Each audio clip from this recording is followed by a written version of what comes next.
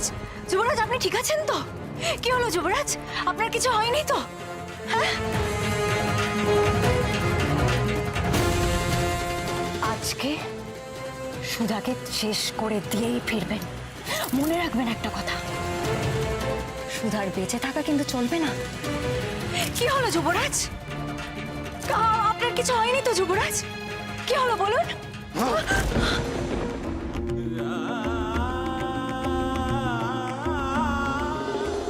আবার তুমি আমায় অপমান করলে সামন্তক।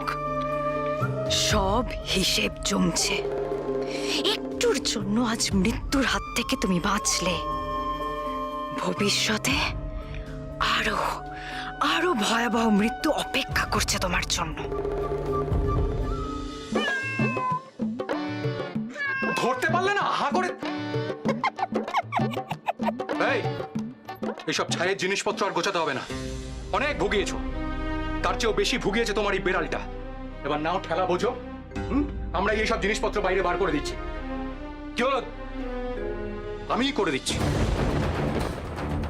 না না, এরকম করো না গো, সবকিছু তো ভেঙে যাবে।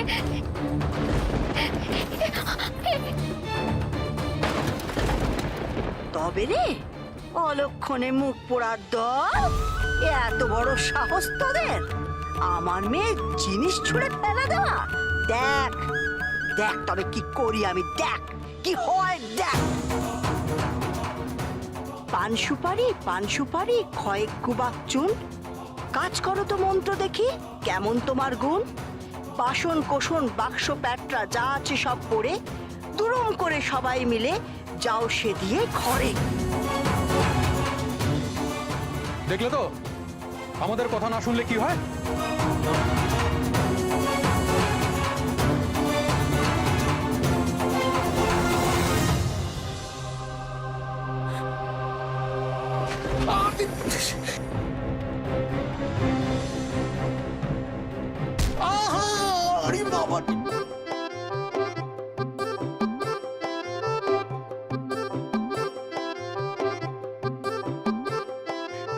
এসব কি কাণ্ড কারখানা হচ্ছে বলো তো? হ্যাঁ, আরে দাঁড়িয়ে থেকো না, প্রাণ নিয়ে পালাও।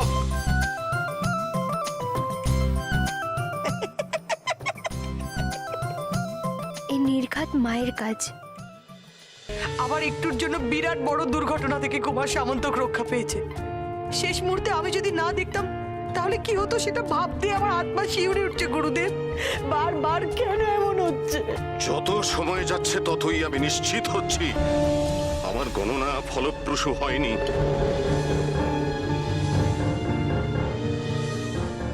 আমি তো ভেবেছিলাম বিয়ের পর যুবরাজের স্ত্রী ভাগ্যে সমস্ত সমস্ত ফাঁড়া কেটে যাবে। না না, যজ্ঞে কোনো ত্রুটি হয়নি, না আপনার গণনায় কোনো ভুল হয়েছে। যুবরাজের জীবনে যা যা ফাড়া আসছে তার কারণ ওই মেয়েটা। ওই মেয়েটার জন্যই ওনার জীবনে এত বিপদ ঘটছে। যতক্ষণ ওই মেয়েটাকে আমি যুবরাজের জীবন থেকে চিরকালের মতো সরিয়ে ফেলবো, ততক্ষণ আমি শান্ত হব না, হব না শান্ত। শান্ত হও, শান্ত হও তুমি। এসব তুমি কি বলছো সাগরিকা? তুমি না নক্ষত্রগড়ের যুবরানী? নক্ষত্রগড়ের যুবরানীকে এমন হিংস্রতা কি শোভা পায়? এদের সামনে এতটা উত্তেজিত না হলেই ভালো হতো।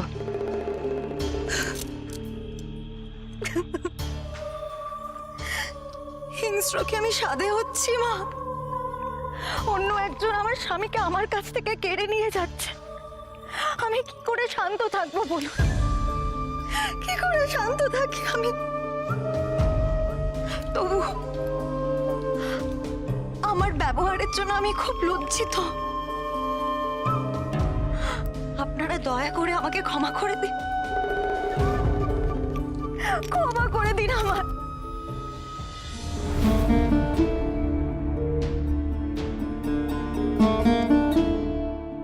সাগরিকার চোখের জলটা কেমন যেন কুম্ভীরাশ্রু মনে হলো। আর এ কি ভয়ানক হিংস্রতা! এটাই কি তবে সাগরিকার আসল চেহারা? না, ওর মধ্যে তো সামন্তকের স্ত্রী হওয়ার কোনো গুণ নেই দেখছি। হয়েছে, বলি ঠিক হয়েছে। যেমন কর্ম তেমনি ফল, বুঝলি? তুমি কেন রাজার রক্ষীদের শাস্তি দিচ্ছ বুড়িমা? ওরা তো রাজার আদেশ পালন করছে, ওদের তো কোনো দোষ নেই। অত শত আমি বুঝি না। আমার মেয়েকে কেউ কষ্ট দেবে, দুঃখ দেবে, ঘর ছাড়া করার চেষ্টা করবে, তাদের এমন অবস্থা আমি করব না, কানি চোপানি খাইয়ে দেবো। আমার মেয়েকে কষ্ট দিয়ে দেখুক তো, তার ফল হাতে নাতে ভোগ করবে, হাতে নাতে। না বুড়িমা, না বলি না মানেটা কি শুনি? তুমি এরকম করো না বুড়িমা। হারি বাছা, আমার মেয়েকে কেউ কষ্ট দেবে, আমি চোখ মেলে দেখবো? মাগো, দোহাই তোমার, এই লড়াইটা আমার একার লড়াই, তাই আমাকে একাই লড়তে দাও বুড়িমা। ওই রাজার সিপাহীদের সাথে তুই একা লড়াই করবি? তাহলে হয়েছে, বলি পারবি তুই? না পারি, না পারবো। ও, না পারি না পারবো, তারপর কি করবি শুনি? এই রাজ্য ছেড়ে ভিন দেশে চলে যাবি? সেখানে গিয়ে কোথায় থাকবি, কি খাবি সে কথা তোর জানা আছে?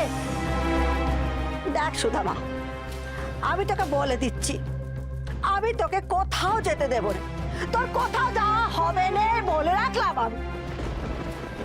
যেতে কি আমারও মন চায় বুড়িমা। এই রাজ্যেই আমার জন্ম, এখানেই আমি বড় হয়েছি, এই রাজ্যের মাঠে আমি খেলেছি, পুকুরে মাছ ধরেছি, এই রাজ্যের হাওয়াতেই এতদিন প্রাণ ভরে নিঃশ্বাস নিয়েছি, সকলের সাথে মিলেমিশে কত আনন্দ করে বেঁচেছি। আর আজ যদি আমার ভাগ্যে তাদের সকলকে ছেড়ে চলে যাওয়া লেখা থাকে, তাহলে যে যেতেই হবে বুড়িমা। তুমিই তো বলো বুড়িমা, বিধির লিখন খণ্ডানো যায় না। বলি, কিন্তু তাই বলে তুই চলে যাওয়া নিয়ে আমার আফসোস নেই বুড়িমা,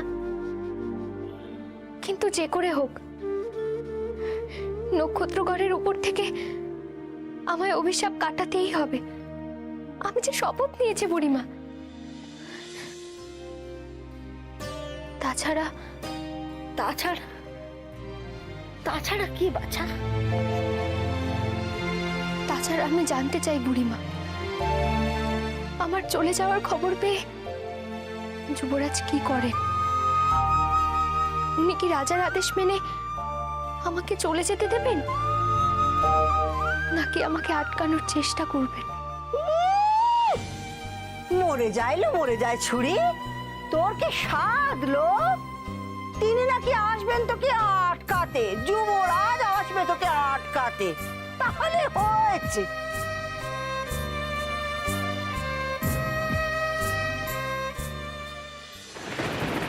তোমাকে নিয়ে আর পারি না রাজকন্যে। অবস্থা বিশেষে রাগ দমন করাটাও শেখা দরকার। কি দরকার ছিল ওই কুলগুরুর সামনে অত মেজাজ দেখানোর?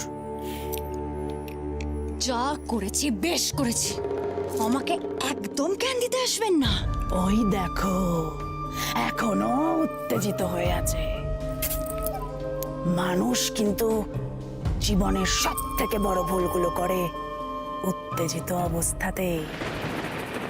ওই বুড়োকে একদম সহজভাবে নিও না। ওই বুড়ো একটা বাস্তু খুকু। যদি বুঝতে পারে ওই নাগপাশ যজ্ঞে তুমি ছলনা করে এসেছিলে, তাহলে কিন্তু সর্বনাশ। হোক সর্বনাশ, ওই বুড়োকে আমি ভয় পাই নাকি? বেশি বাড়াবাড়ি করলে ওই বুড়োকেই সবার আগে আমি শেষ করব। এমনিতেই 3 কাল গিয়ে 1 কালে ঠেকেছে।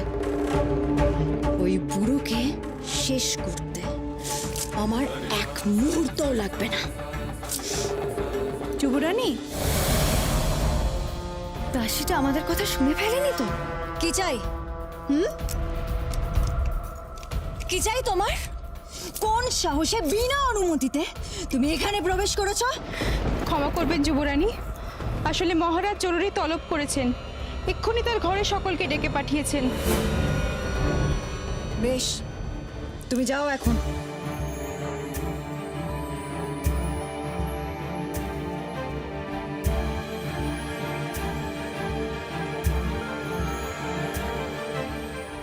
রাজা হঠাৎ সবাইকে ডেকে পাঠালেন কেন?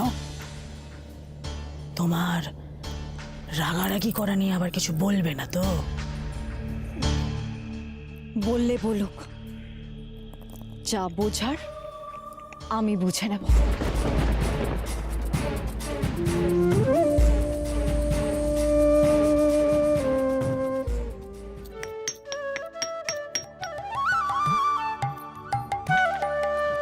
বলি কি ছাই পাশ মেশাচ্ছিস হতবাগি? হ্যাঁ, তা আবার মিষ্টির মধ্যে? আশ্চর্য বাবা। ছাইপাস না গো, ছাইপাস না, এ হচ্ছে স্মৃতিশক্তি বাড়ানোর জড়িবুটি। দেখি এটা খেলে তোমার কিছু মনে পড়ে কিনা। বড্ড বড্ড জ্বালাচ্ছে ছুরি। এসব এখন খেতে হবে আমার? মনে না পড়লে খেতে হবে বই কি। নাও নাও, দেখি খেয়ে নাও। বলি এটা খাবার যোগ্য হয়েছে? জ্বালিও না বলছি বুড়িমা। লক্ষ্মীটি আমার, দেখি তো লক্ষ্মী মেয়ের মতো খেয়ে নাও। খাবো?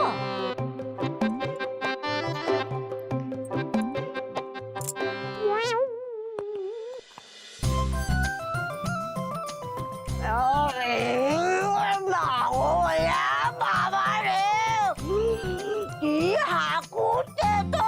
ওরে বাবা রে, বিষটা তো! ওরে বাবা, আমার মাথা ঝিমঝিম করছে, ঝিমঝিম ঝিমঝিম ঝিমঝিম ঝিমঝিম করছে মাথা। চোখে আমি সর্ষে ফুলের মতো সবকিছু দেখতে পাচ্ছি। ওরে বাবা গো, এ আমার কি হলো? ওরে বাবা রে, আমার কি হলো গো? আমাকে হাকুতে তো খাইয়ে দিয়েছে। বুড়িমা ঠিক হচ্ছে না বলে দিচ্ছি, এটা এমনও কিছু দিত নয়। আর এর মধ্যে ব্রাহ্মী শাকের রস মেশানো আছে, দেখবে খেলে তোমার সব মনে পড়ে যাবে। খেয়ে নাও না বুড়িমা। মারতে চাস? আমার মারতে চাস তো? জল্লাদ ডাক, জল্লাদ চা, জল্লাদ দিকে মার। তবে এরকম হাকুরতে তো মিষ্টি খাই আমাকে মারিস না। হত আগে এইসব কি বুদ্ধি করে নিতিস? এই ছাই পাশ আমি খাবো নে, খাবো নে, খাবো নে। ব্যাস, আমি তোমার কোনো কথা শুনবো না, তোমাকে আজ এসব খেতেই হবে। নাও দেখি খেয়ে নাও। কোথায় গেল? মা, ফিরে এসো বলছি। এটা কিন্তু ভালো হচ্ছে না। সেদিন থেকে তুমি আমার নাকে দড়ি দিয়ে ঘোরাচ্ছ। ভালো ভালো ফিরে এসো বলছি, না হলে কিন্তু এরপর থেকে তোমার সব মিষ্টিতে আমি চিরতার রস মিশিয়ে দেবো। না বাচ্চা, না না, অমন করিস নে বাচ্চা, অমন করিস নে। বলছি এটা বড্ডতে তো। কোনো ভালো কোনো তথ্য দিতে পারবি না বাচ্চা? ভালো কোনো তথ্য দে না। দেবো তো বুড়িমা, কিন্তু তার আগে তুমি একটু অভিশাপের কাটানটা মনে করার চেষ্টা করো না। কি যেন বলেছিলে? পেটে ধরলেই মা, না হলে কার ছা। এটা তো খুব সহজ। তুমি আমায় পেটে ধরনি ঠিকই, তাই বলে কি তুমি আমার মানো? ঠিক কি না বলো?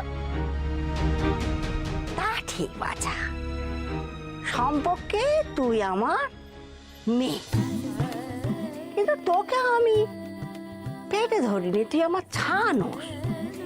তাহলে তাহলে পুরো ব্যাপারটা দাঁড়ালো কি? তারপর বলো না।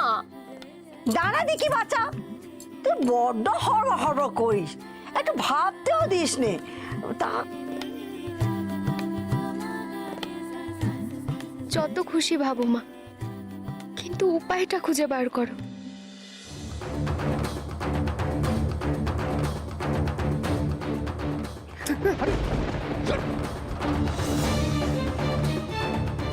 তো ভয়ঙ্কর মেয়ের পাল্লায় পড়া গেল। এই মেয়ে তো জাদু জানে। এই মেয়েকে কি করে সূর্যাস্তের মধ্যে রাজ্যের সীমানা পার করাবো? এটা তো না করতে পারলে আমাদের গর্দান যাবে। আরে মহা ফাপড়ে পড়া গেল, এইদিকেও বিপদ ওইদিকেও বিপদ। আমার মনে হয় মহারাজকে সব খুলে বলা উচিত। এই জাদুকরির সঙ্গে আমরা কিন্তু পেরে উঠবো না। মহারাজকে সব খুলে বলি, তারপর যা থাকে কপালে। আমি চললাম। শোনো, নজরে নজরে রাখবে, আর সাবধানে থাকবে তোমরা। মহারাজ, সকলেই তো উপস্থিত, আপনার যা বলার আপনি বলতে পারেন। বারংবার এই বিশ্বাস ভঙ্গ, এই বিশ্বাস ভঙ্গের বেদনা যে আমি আর সহ্য করতে পারছি না, এটা এখনই বন্ধ হওয়া দরকার। সাগরিকা মা ঠিকই বলেছিল,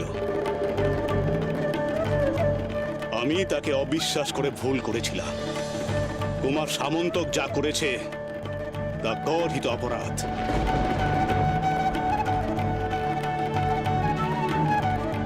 এই অন্যায়ের জন্য ওকে শাস্তি পেতে হবে। মহারাজ, আমি তো আগেই বলেছিলাম যে এই বিয়ে বন্ধ করুন। বিশ্বাস করুন, আমি এই জটিলতা চাইনি, কখনোই চাইনি। এবার আপনিই বলুন মহারাজ, আমার কি করণীয়? না মা সাগরিকা, তোমার কিছু করণীয় নেই। বরং আমি তোমাকে বারবার আশ্বস্ত করেছিলাম যে তোমার এখানে আর কোনো অপমান হবে না, কিন্তু তারপরেও তুমি অপমানিত হয়েছো।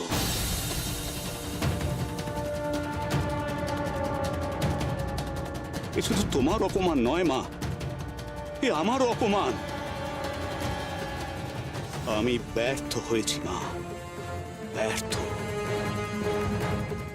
আমার সন্তান যদি না আমাকে বারবার কথা দিয়ে তার খেলাফ করত, তাহলে আমিও ব্যর্থ হতাম না মা, ব্যর্থ হতাম না। আর তাই কুমার সামন্তকে এর জন্য শাস্তি পেতে হবে।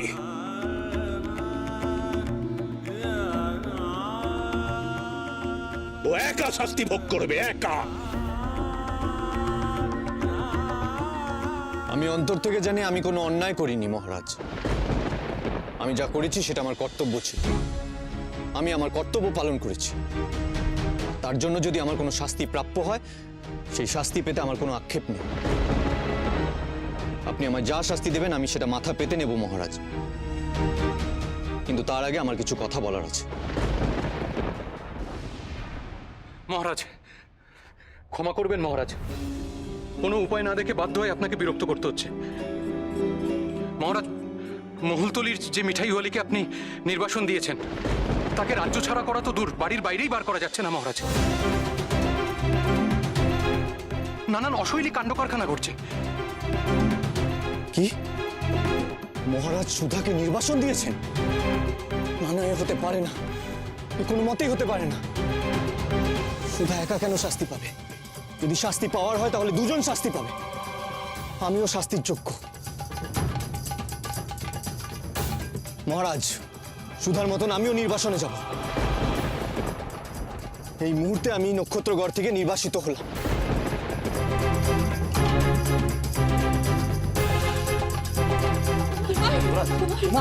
কুমার সামন্ত, কুমার,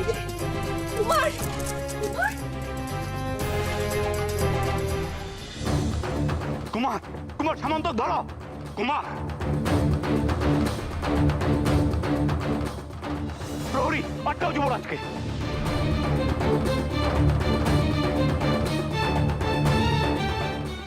পথ ছাড়ো। মহারাজের আদেশ, আপনাকে যেতে দেওয়া যাবে না কুমার। বেশ, তাহলে তোমরা মহারাজের আদেশ পালন করো, আর আমি আমার বিবেকের আদেশ পালন করছি। এই, পথ ছাড়ো, পথ ছাড়ো বলছি। কুমার, কি করছো কি? শান্ত হও, শান্ত হও কুমার। এরকম করিস না বাবা, ফিরে আয়, ফিরে আয় কুমার, ফিরে আয়। না মা, আজ আর আমার ফেরার কোনো উপায় নেই।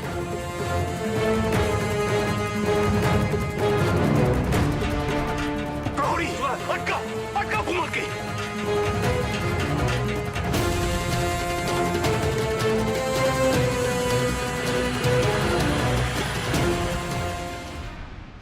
কি গো বুড়িমা, কিছু মনে পড়লো? ও বুড়িমা, বলো না, কিছু মনে পড়লো কি না? না বাছা, এখন অবধি তো মনে পড়লো না। তবে একটা কথা আমার মাথায় খালি গুলিয়ে গুলিয়ে উঠছে। কি কথা? মা সন্তানকে পেটে ধরে, মা শরীরে সন্তান তিলে তিলে তিলে তিলে বড় হয়, পেটে না ধরে সন্তানের জন্ম কি দেওয়া যায়? ও মা, এ আবার কি কথা? পেটে না ধরলে সন্তানের জন্ম সম্ভব নাকি? এইটি এইটি তো হচ্ছে হেয়ালি। এইটা যদি আমার ঠিক মতো মনে পড়ে যায় তাহলে আর কোনো সমস্যা থাকে না, সবটা যখন পরিষ্কার হয়ে যায় সম্ভব কি সম্ভব না। কিন্তু সেটাই তো শোন না বাছা, এই তিল তিল তিল তিল করে তিলের তক্তির কথা আমার মনে পড়ে গেল। তুই আমাকে দুখানা তিলের তক্তি খাওয়া দেখি, আর সঙ্গে একটু জল খাওয়া। তোর সাথে বক বক করে গলাটা আমার শুকিয়ে গেল, শুকিয়ে গেল। কপাল আমার,